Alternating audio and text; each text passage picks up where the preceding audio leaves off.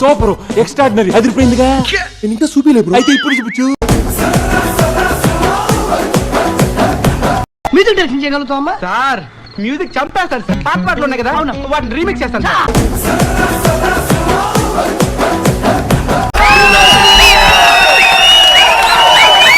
మిమ్మల్ని ఎక్కడో చూసినట్టుందండి. కంగారెంతురా చెప్తాను కదా. రేయ్ దీని ఒరిజినల్ బాండ్రా.